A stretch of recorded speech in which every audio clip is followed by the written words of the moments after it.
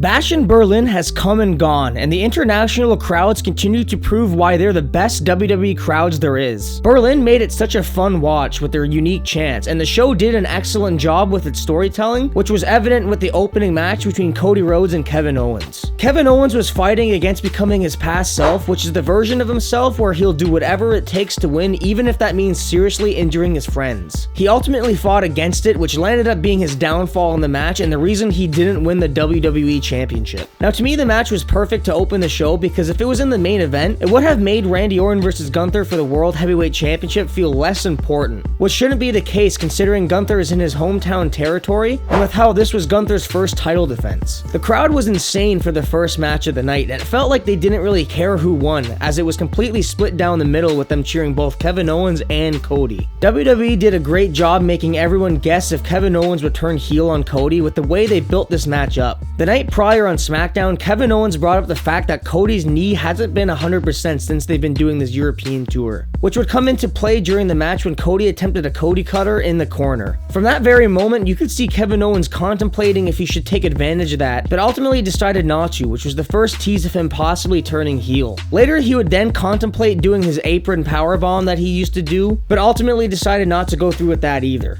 I think this took people by surprise, but to me, I never thought he would turn heel because I think WWE is waiting to make Randy Orton turn heel on Cody instead. Especially after Randy lost to Gunther and is now going to be back on SmackDown, and maybe a part of him will be angry if Cody never offers a WWE title match to him just like he offered one to Kevin Owens. Ultimately, I think Cody and Kevin Owens told a fun story leading up to the match and during the match itself, and it didn't really need to be more than what it was. It continued the series of great WWE title matches Cody is having, and I find it very respectable that he didn't mind being on the open of the show, rather than the main event, just because he's now the face of the company. The Unholy Union versus Jade Cargill and Bianca Belair was actually a decently fun match, but the main problems with this match is I don't personally think there was a lot of fan interest going in, and it was very predictable. Not a lot of people thought the Unholy Union was going to win, and I think most people are just ready for either Jade or Bianca to turn heel on each other, which would lead to a huge match between the two. But I think most people are going to have to wait much longer, as I could see this happening at WrestleMania 41, as it's now known Triple H likes his long-term booking. I actually hope it's Bianca that turns heel because there's a lot of people out there who don't know what a heel Bianca looks like.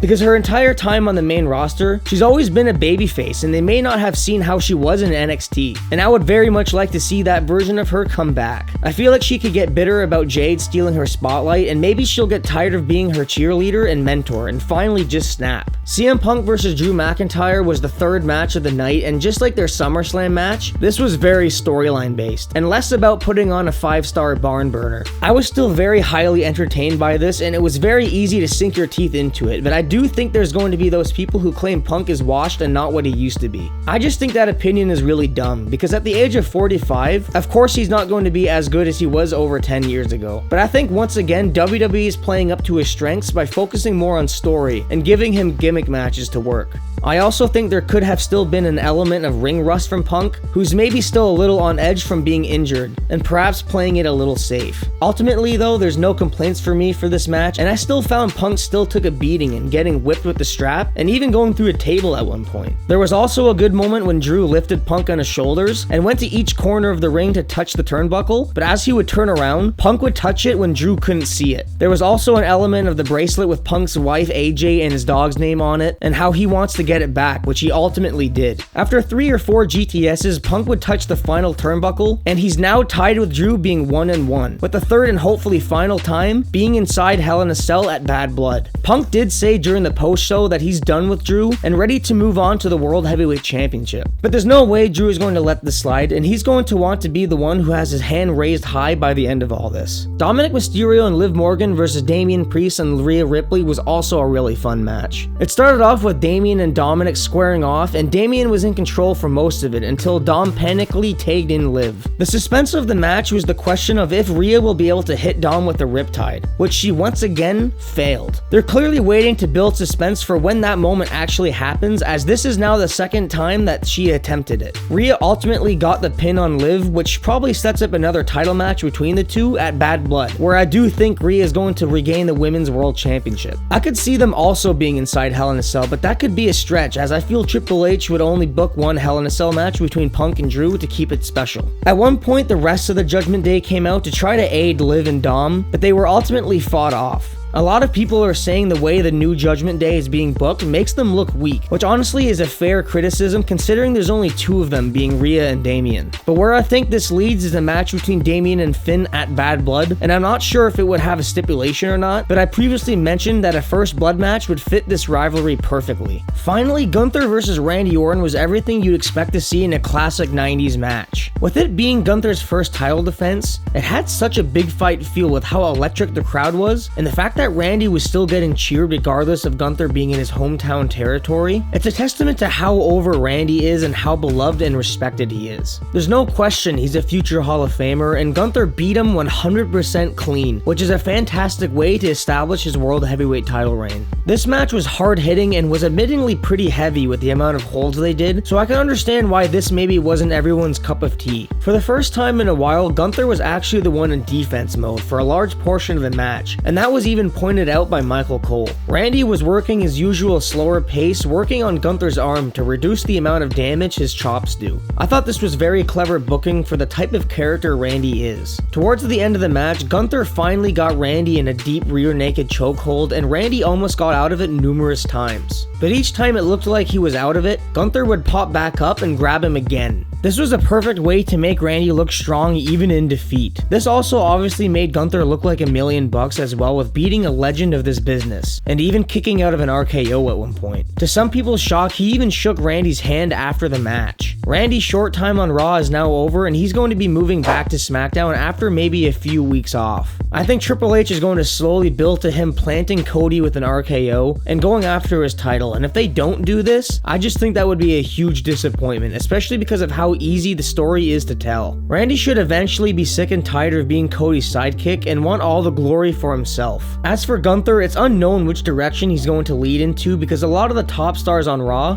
are already busy in their own rivalries or outselling an injury like Seth Rollins. I could see a rematch with Damian being a possible route, but I still think Damian is going to be caught up with Finn in the Judgment Day. One could also say Jey Uso, but I think he's going to win the Fatal 4-Way Intercontinental title #1 contendership match to face Braun Breaker. I honestly think an easy way to go is Sami Zayn. Sami's been off TV for a while, and I feel like it would be very easy to slide him into a feud with Gunther because he was the one that ended Gunther's IC title reign. That's an easy story to tell, and this time around, it would be Gunther who defeats Sami. Regardless of what WWE does, they started Gunther's reign perfectly, and I'm excited to see what they do. But anyways guys, that's the video. Please be sure to leave a like and hit subscribe. Thanks, and take care.